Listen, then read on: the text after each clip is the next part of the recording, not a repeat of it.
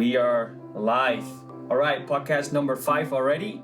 4 is not online yet. It's going to be online soon, probably when you're going to watch this one. Of course, that one is going to be online before that.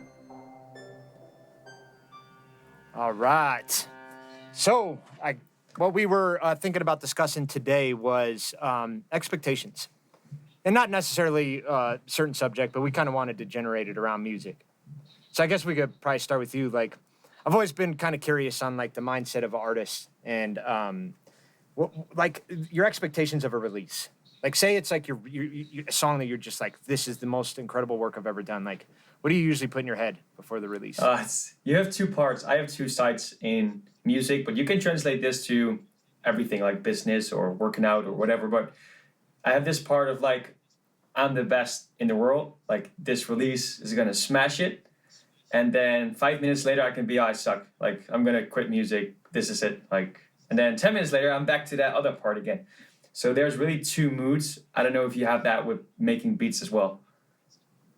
Yeah, it is. It's exactly what you said. I think it's like literally, it's a roller coaster. You go through that high of like, this is the best I've ever done.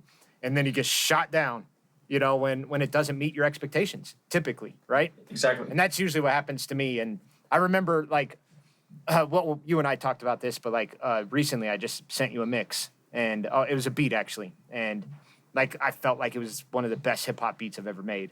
And I just remember sending it to you and thinking to myself, like, I've been here before. He may not like it. It'd be okay with it. Put it in your head, you know? And I remember doing that expectation in my mind and it makes it so much easier to deal with, you know? But I've been on the other end where like I didn't do that expectation and like went in like this is the best beat ever and then got shot down and it was like a complete mood changer for the week.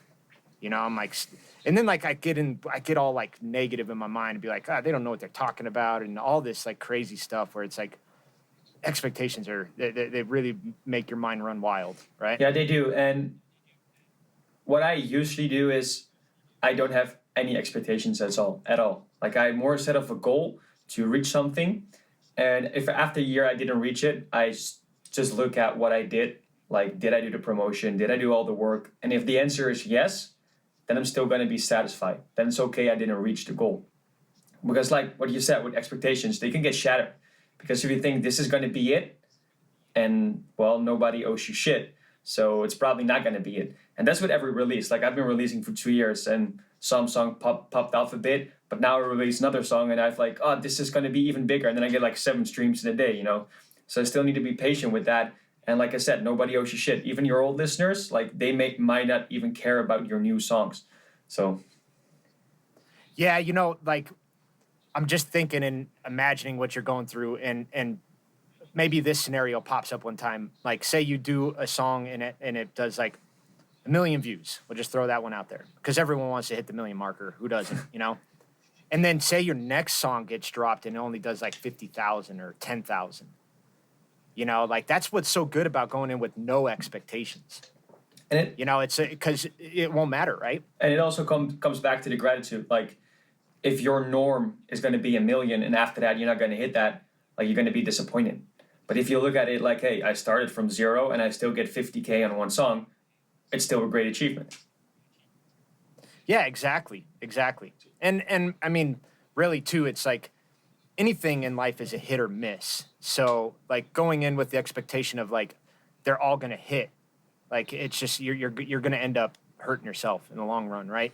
Yeah, especially when you settle down too much with that on your mind. Because I still hope for it, but I don't count on it. I think it's still good to have that kind of that goal that's unachievable in some way, because that's where you want to go. So you still want to have that in mind. I believe in myself that I can hit 1 million on every song. It doesn't happen, but I don't get shattered because I kind of prepare myself for that. Like my dream, I still hope for that, but I'm just being realistic at the same time. It's probably not going to happen, so I'm not going to get, focused too much on that.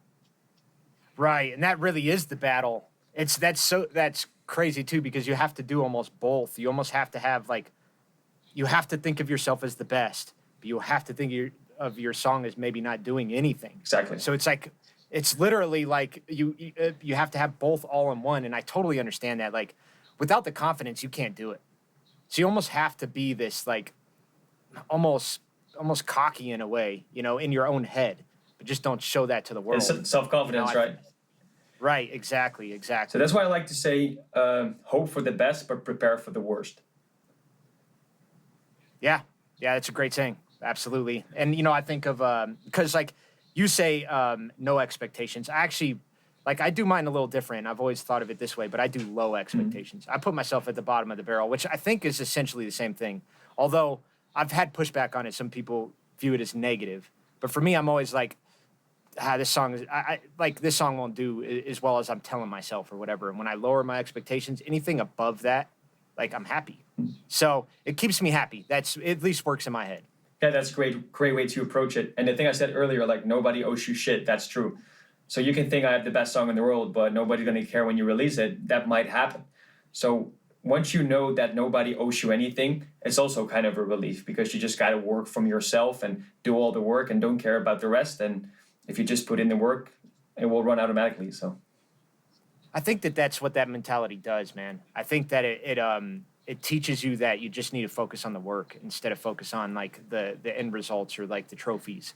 You know what I mean? Because like the expectations are always going to be like, oh, this is going to be the biggest song ever. So you're always going to be focused on doing the next big thing instead of like doing a great job inside of the work. Exactly. I think that's what it does. Yeah, man. Yeah. And it can also be like with the way you write your song. Because if you're only focusing on the streams, you might only write something that sounds catchy and not what truly lies within you. But then your expectations and the thing you really want to write, like as in writing-wise lyrics or melody, they're going to collide. Like, they're not going to be the same thing. So that's why it's good to just let it flow, and whatever comes out, that's what you're going to release. Instead of focusing on the release too much, it needs to be catchy, it needs to be this, like, fuck that. Just do whatever you want to do with the song.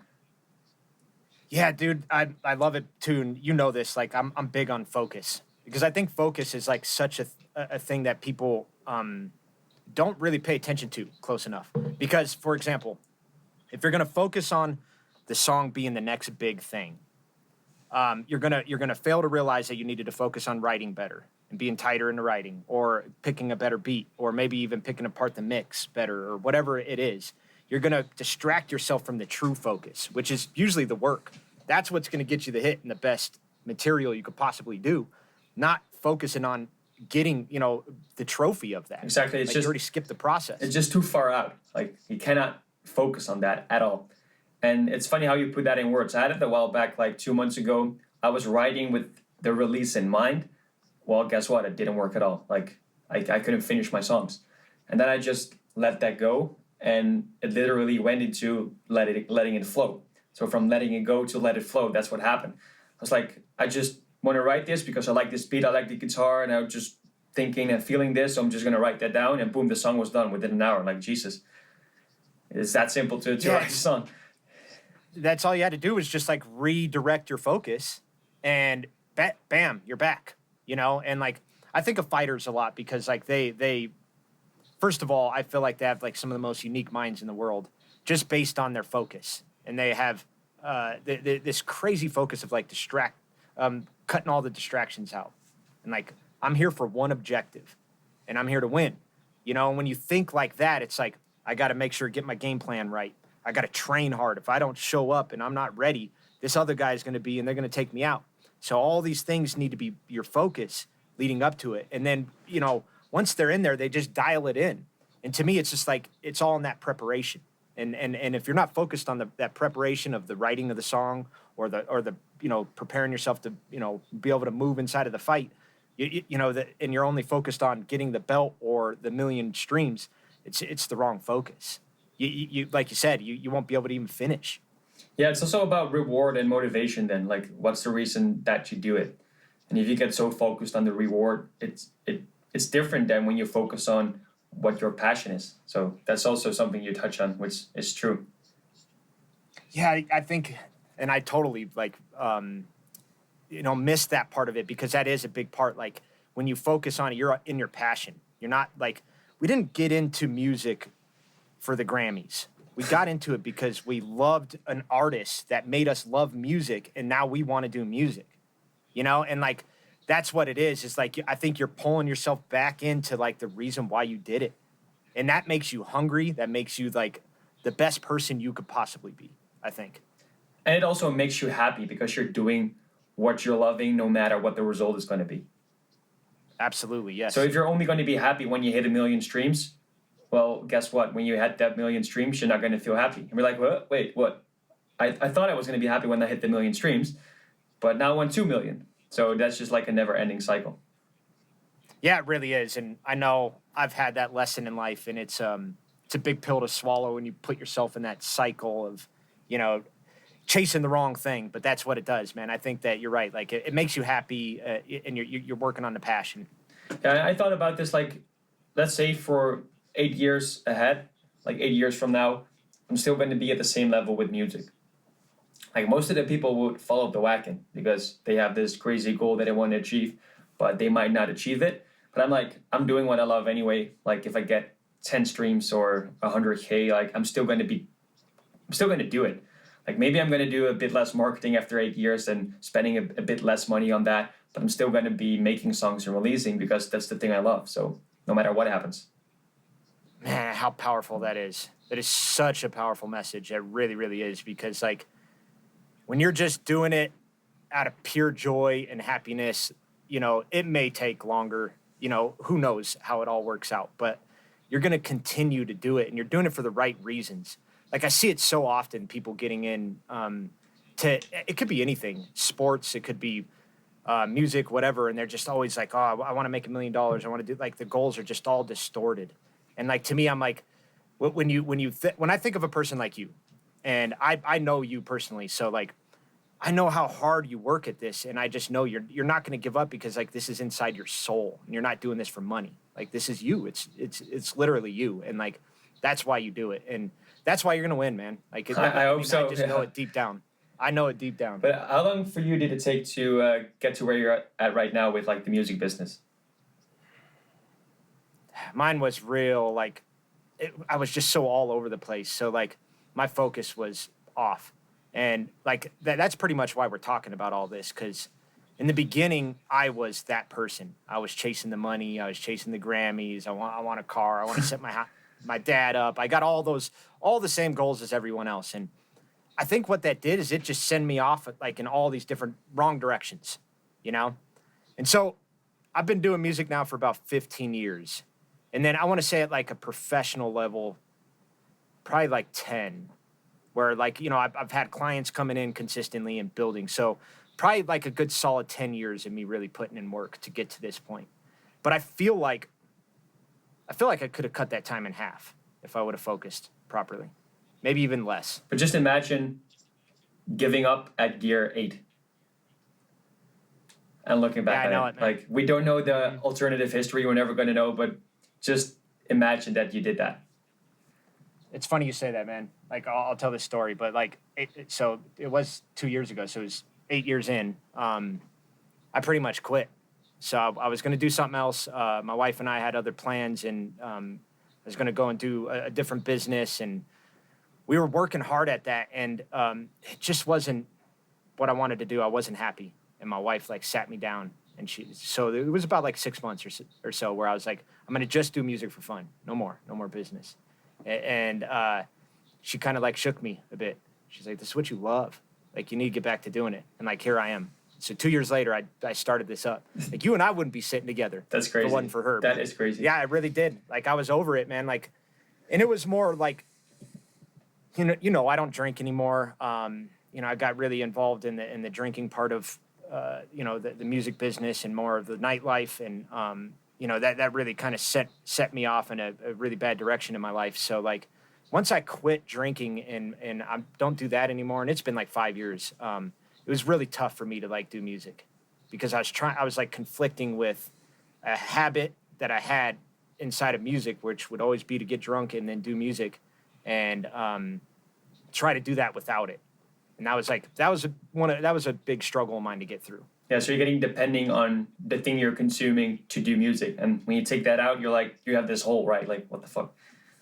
Exactly right, man. Yes. And, you know, like, I've David Goggins explained it this way. And this is a crazy message for anybody, even in fitness. So if you are reliant on anything to do what you are doing, Now, I could take like fitness, for example. If you need music to work out, like what would happen if that's taken away from you? I think we need to test our minds with this stuff a lot. You know what I mean? Like if you're walking in and you need something like that's not in you and not coming from you, like you need to take that away from you because now you're developing this habit and it's going to need to be there every time you do it and you're dependent on it. But what happens when it gets taken from you? Exactly. And I had that deep realization of it, man. Like alcohol was that for me in music. And you just needed to be depending on yourself, not on anything else. Like that doesn't matter, right? It's just you and your passion, and that's the only thing you need to rely on. Yeah, I missed that. I totally missed that part of it, and I got it now. And but I'm like, I love it in here, man. Like I could sit in here sober all day and just having cool. As much fun as I possibly could think of. But like, it's so important. It really is. But I want to generalize that to the rap game or the whole music industry. Like that's what I learned as well, and not through my own story, but through the stories of other people. Like you have these people that get so famous in 2 years, get a lot of money, spend it, get shit-faced all day, and they reach that goal, but then in 2 years, they fall off the high horse. I was like, I'd rather take 6 years extra and being happy and being relaxed and having stillness in me, being able to have some fun with friends and meditate and do my sports I love instead of just going on for 2 years and then being fucked up. I just love it. Love hearing you say all that, man. And like, I'm relieved because I'm in this position in life finally. And I wasn't. I was that other person just making all those mistakes. And anybody that is doing that and listening to this, like, you really want to get a grasp of it. Like, because really, like you said, it's about having fun inside of the music. Like, this is your drug. Exactly. This is the money.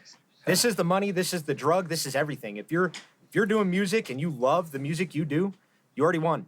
You already made it. You're there. You're done. You're done. And like, embrace that. Embrace that thought. And once you do that, that's going to make you an animal. You're going to go after the music business with tenacity. You're going to end up getting the confidence inside of you. You're not going to give a shit what people think about you. And you're doing it because you love it now. You're not doing it for the damn money. And the whole thing about the money or the high, the shit goes away.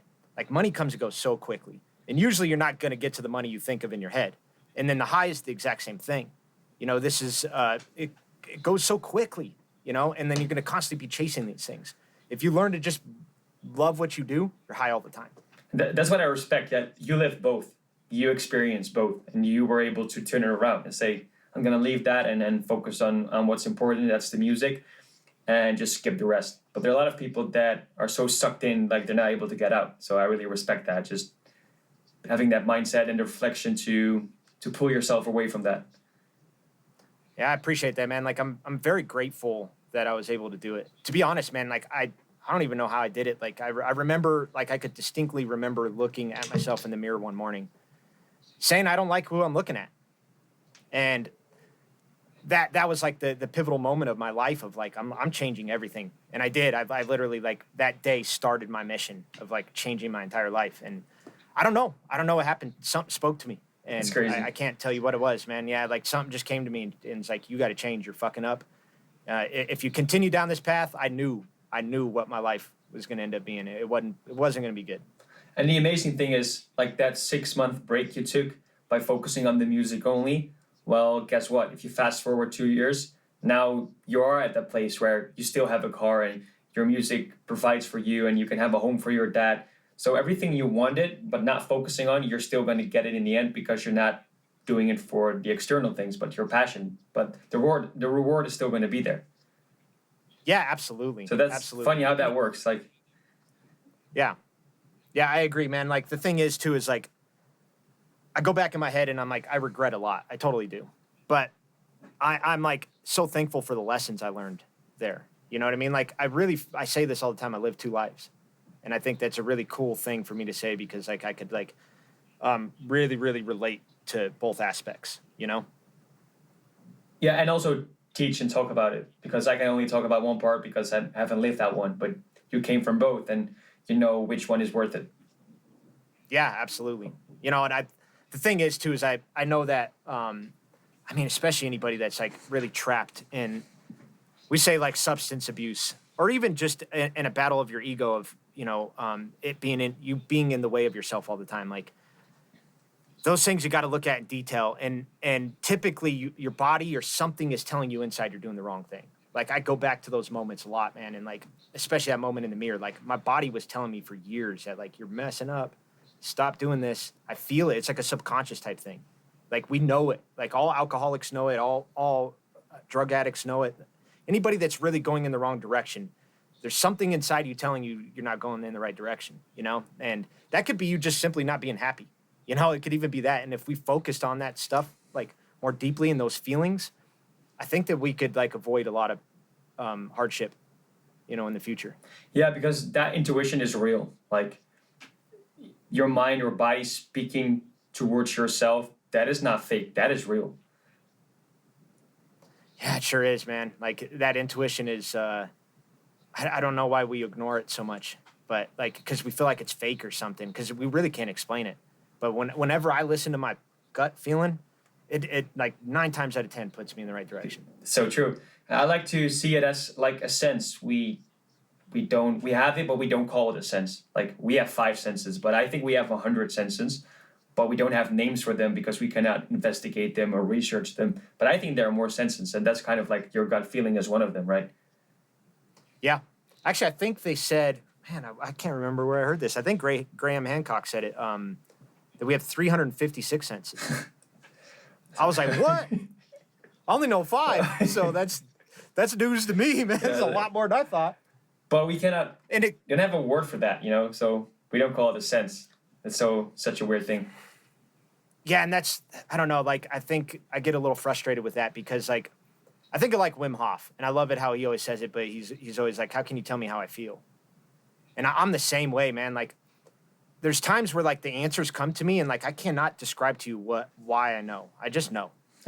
You know? And I'm going to go with that, and, like, I'll gladly admit it if I'm wrong, but, like I say, like, 9 times out of 10, like, if I got this, like, gut feeling of, like, go this way, not that way, it's usually right. Yeah, you know it, like, to the bone. Like, if you keep digging, you're going to end up with the right answer for yourself.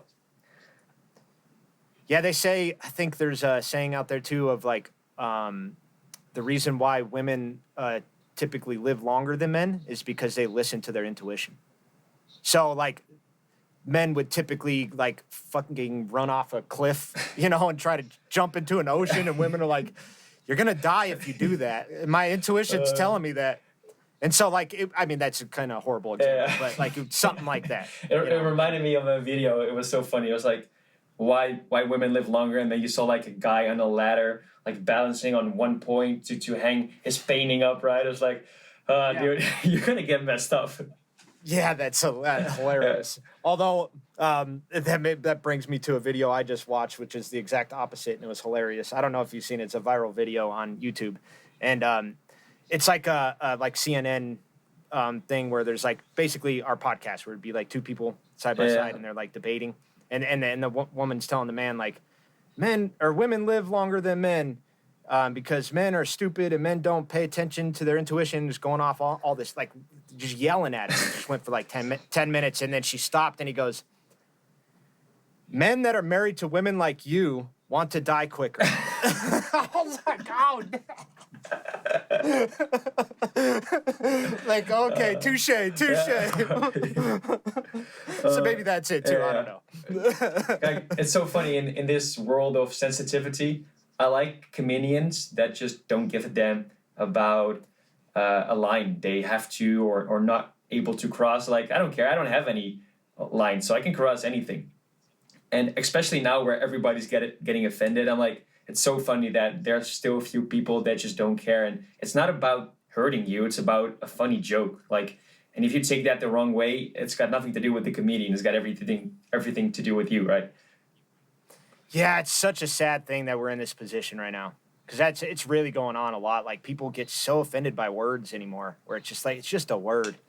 Like, we all have to do better at that. We really do. It's like, I mean, negative criticism about yourself, someone saying something about you, like, any insults, learn to let that shit slide off your shoulder. Like, let them people talk. Like, who cares? It's just words. You know, like, what that saying, sticks and stones. You know, like, you could say what you want to me. Like, it doesn't technically hurt me. It's just hurting my feelings, which is something that, like, we could work on. Yeah. In fact, like that's a lesson of letting go. Like let go of that. Let them talk the way they want to talk. Yeah, It's not gonna hurt you. that's a perception, and that's why I love South Park. Like South Park, like there are no lines within South Park.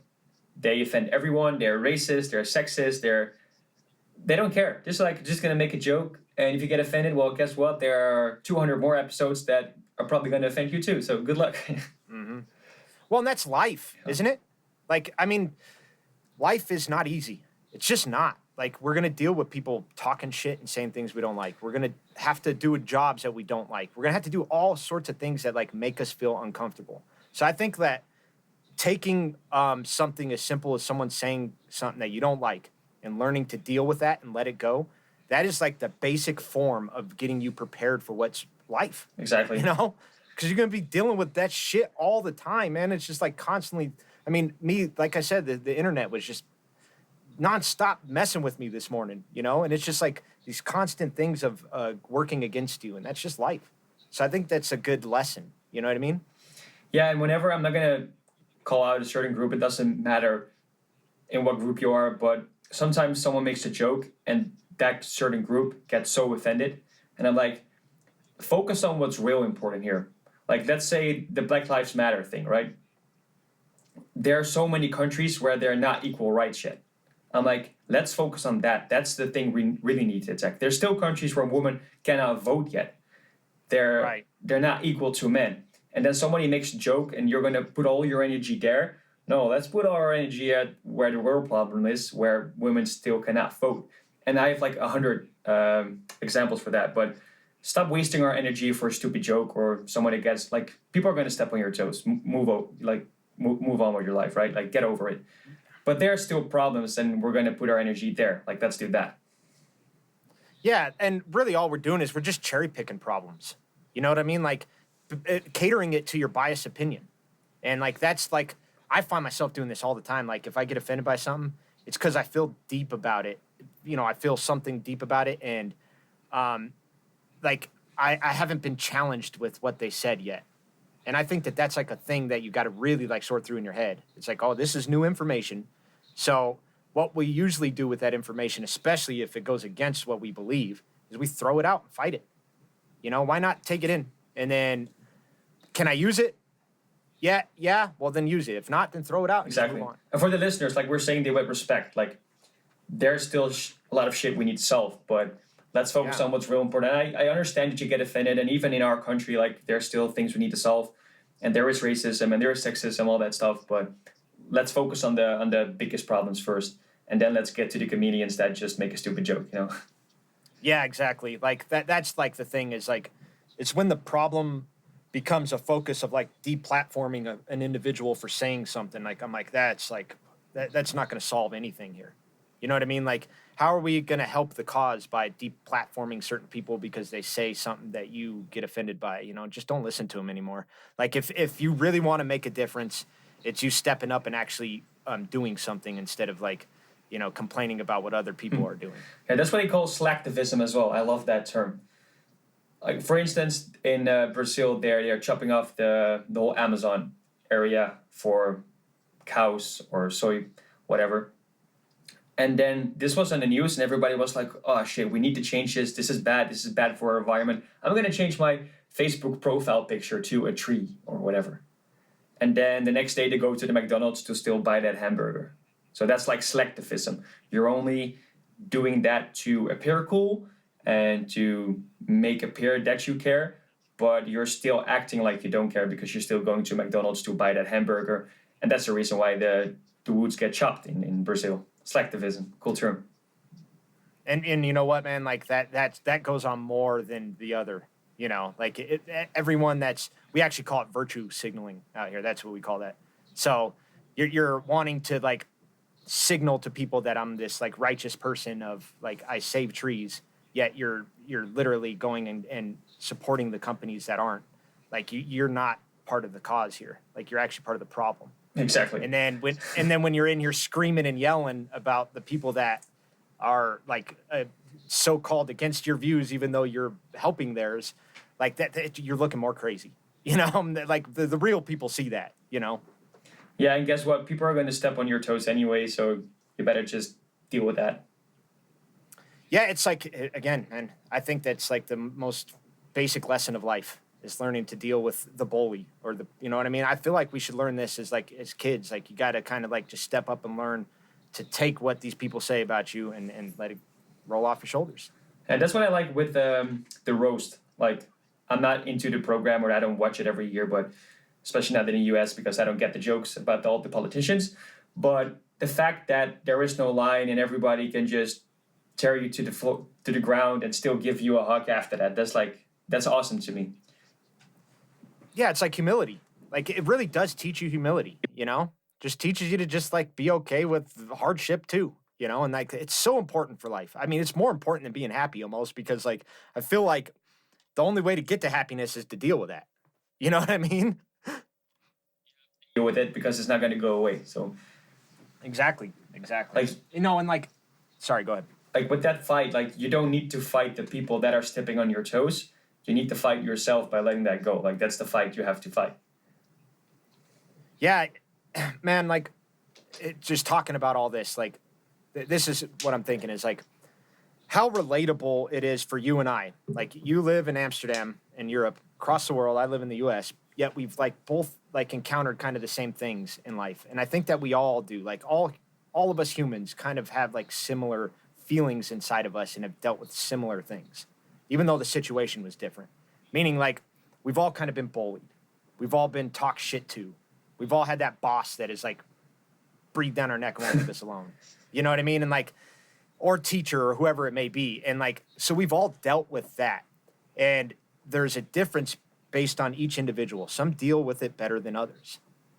And to me, like, that's the most interesting thing is like, you got one person that could be in a situation of being bullied and they'll completely crumble and just let the bully keep bullying them. And then another person stand up and stop it, you know? And it's like, how does that take place? And that's definitely a mind thing. And I think that like, if we all were to like help each other out and like, okay, if this person that dealt with it better, how did you do that? Go help out the person that didn't. Maybe teach them, or you know, just help them in a situation or something like that. Like to me, like that's how we're all kind of connected, and that's how we could all help each other because we all understand feelings and what it's like to feel like that. I love how you break that down because even though countries may be so different, like deep down we're all the same. We're all humans. Exactly. And it's the same with like the war with the East. Like people think everybody there's a terrorist or whatever. I'm like, they're just like you and I. You and I. They want to be loved. They want to get rid of this war. They're not any different. No, you're so right. And like, that's like the saddest part. I think is that, I mean, I blame media not in an entirety, but like they'll paint pictures of certain cultures and people, and we let that come in and take it as truth. When usually it's what you're describing. It's like, it's not like that there. You know, all of us are basically identical. What it would be is like a certain radical group or certain people that are acting that way, and then we're going to group them in with all the rest. And now you're all like that. That's a sad thing. And that's what the, especially with our Western view, like how we look to the Eastern countries, like with the Muslims, we generalize that. And I tell people like that do that, like, have you ever been there? You're like, no. Like, have you ever looked into their culture? I'm like, no. Okay, so please shut up about it because you don't know anything about it. If you just look at the statistics, like our Western countries also have attacks on those countries and they get buried under the news. Like we had it in the Netherlands, like a few years ago, 70 innocent people got killed due to a drone strike of our country. And that got like released 2 years later. I was like, we are a part of this as well. Like, who is the terrorist here? I'm not saying like everybody is just mean and whatever. I don't want to go that way, but there's more to than, oh, they are bad and we are good. There's more to that. There's way more to it. And, you know, it's okay to say, I don't know. I think that's where a lot of people just, they have this thing inside them that they just can't say, I don't know. Like, you know, it's okay to be like, I don't know anything about that culture, and I would like to open up my mind and learn and then make my judgment. But don't do it based on what other people are telling you. I think that's like that's the biggest danger in it, is just being able to admit that, like, hey, I don't know. And then don't make a judgment out of it. Like, that's the next step. Like, if you don't know, then just be quiet and first listen before you start talking. Exactly. And that's why I love the rapper Loki. Loki, who took 4 years off from his rap career and to get a PhD in history, and he knows so much about like the Constitution, about America and the history, and he's a Muslim as well, but he was born in London, so he's got this great variety of cultures, and I love how he breaks that down. Like we don't know any Arabic scientists, for instance, and that's not because they are not there or because they don't have cool discoveries. It's because we don't give them any attention on the news. So then people are like, hey, look at the community. They don't even have scientists. They're not smart. I'm like, they are, but we never look into that. And that's what Loki pointed out. I was like, that's so on point. That's so accurate. Yeah, it sure is. It sure is. And that's like another form of cherry picking. You know, that's how we do. We just cherry pick certain people and cultures, and we like them, and then we push the other ones aside and then act like, oh, they don't even have smart people or whatever. It's like, no, you just don't know anything about them. Man, and that saddens me a lot. Like, what I know about at least ancient history, like, you want to talk about, like, Iraq and those areas, like, there's huge significance in those regions and who we are today. I mean, they literally, like, created, like, the way society is shaped. I mean, we still use the Sumerian road mapping and the pulley systems from tens of thousands of years ago that these guys created, you know, in ancient Iraq. And, yeah, it's sad that we do that, you know. It's really sad. And there is some sort of separation between the Western and Eastern thing. And, like, I really feel like it's just what we're fed, you know. Like, I know when I open my mind and I look at the culture, I'm like, these people are amazing. They got really, really cool stuff going on. I get super interested in it, you know. And so, like, why don't I get taught this in school or other areas? Or at least the media, you know. Yeah, and it's hard to point out like who is to blame. I don't like to play the blame game. But if I just look at myself, I had the same thing. I did a coaching and leadership week, and once I discovered everybody's story, I had respect for them. So all my prejudice just went away because I knew their story. And I was like, oh shit, everybody around me in my life I hate or get annoyed by is only because I don't know them, because I haven't opened up and invested time to look who they really are. And guess what? Once you find out, you respect them. Your annoying part is gone, or you're not angry anymore because you took the time to be open-minded. So let's say I do that with my surrounding, but if we can do that worldwide, we can get rid of the polarization everywhere, basically. Dude, I fucking love that. Love that. And you know how much I'm into stories. Like, I love having conversations with you, and I'm always about, like, you know, let's tell each other stories. And I think that that's so important. That's how we get to know each other. That's really how you get down to the deep core and understand people. And like you said, like, maybe you'll figure out why you were annoyed, and that will completely change your mind, right? Yeah, it did. And it also helped me with meeting new people. Every time I had this prejudice feeling in me, I was like, oh, that's not them, that's me. Like, let's just have an open conversation, and then that will probably change. You know, I wish, and I shouldn't say I wish, but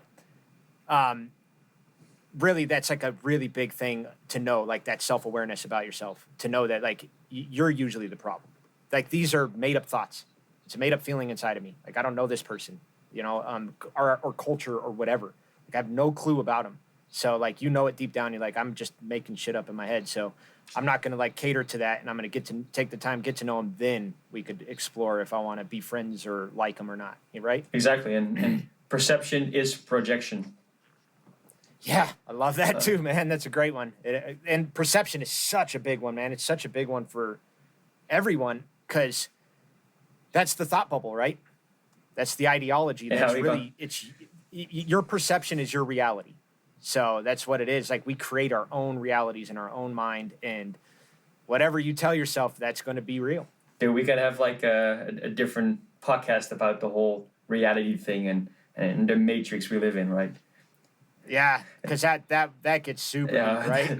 That's what I like, by the way, in our conversation. Like, we started this podcast about expectations, and we just have this natural flow of going into whatever subject we like. So this is what conversations and stories are about, man. I love it too. Love it. And why things don't have to be perfect. That's the best thing about podcasts too, is that, like, we finally get to show people that it's not perfect. You know, you don't turn on the TV and things are, like, so chopped up and clipped up that, like, these people just gave this, like, perfect sentence every single time. And it's like, that's not real life. Like none of us are that way. Yeah, We all say exactly. You know what I mean? We all say like.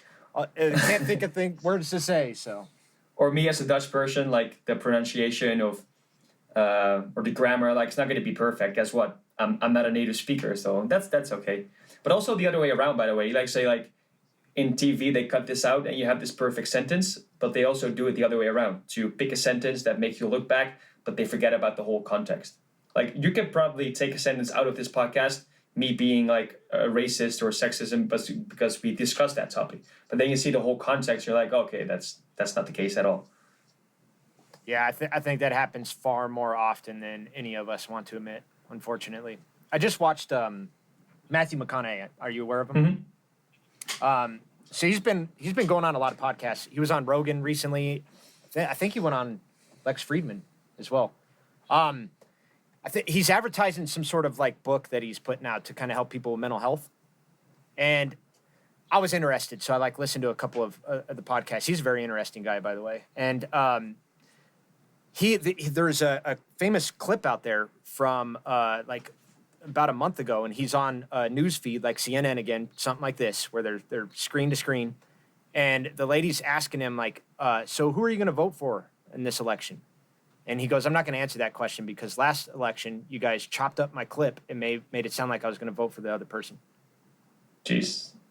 And so he shut her down on live TV. And I'm like, this happens far more often than we think. And like, this is like the whole perception of everything, right? Our perception's being distorted based on other people's biased opinions, and they want to push that on us by chopping things up and making it look like it caters to their opinion.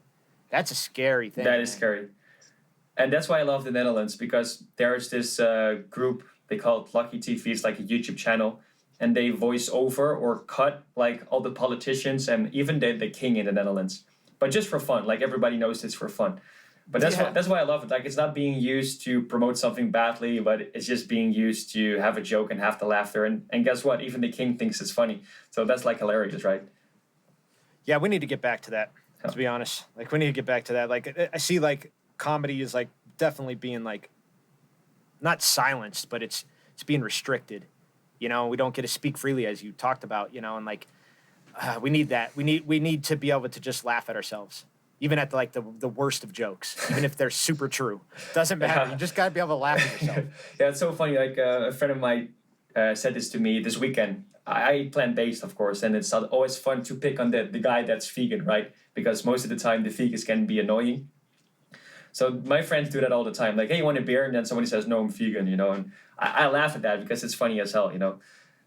Yeah, absolutely. And that's what it should be. Yeah, exactly. And I even shared this meme that was like the most funny meme ever. It was like, vegans are known to tell they are vegan, right? Just like I'm doing right now. So you had this funeral where there was this sad story and someone was literally putting into the ground, and then the person asked like, does somebody still wants to say something? And then somebody shouted, yeah, I'm a vegan. That really is it, right? Because that's what vegans do. They have to scream, I'm a vegan. So I shared this in my story. I was like, oh, this is so typical. Actually, man, I wouldn't mind getting into a little bit of that if you wouldn't mind. What do you think? You mean with the plant-based stuff? Yeah, because, well, and I'll just say this. Like, I was vegan for 2 years and, like, seriously dedicated, never cheated. So, like, I experienced the vegan diet. It was absolutely amazing. I loved it. So I kind of want to know, like, okay, first of all, how long have you been vegan? And, like, I know you train like a motherfucker. So you're built, you're full of muscle. How are you gaining the muscle? Yeah. Like, what are you doing for all that? I want to know. Okay, I suggest to do that in the next podcast. Like, we're 45 minutes in, and it's going to take a while to go down that rabbit hole. So I think we're just going to finish this one. Is that okay? And then, like, start another one, and let's do that? Yes, great idea, man. Okay, cool. Love so everybody, thanks for watching. And I don't need to introduce what the next podcast is going to be about. So keep watching. Stay tuned. Thank you, everyone. Make sure and like, comment, share, subscribe. We're going to come at it. We're going to keep coming with this good content. Thank you. Okay, let's go.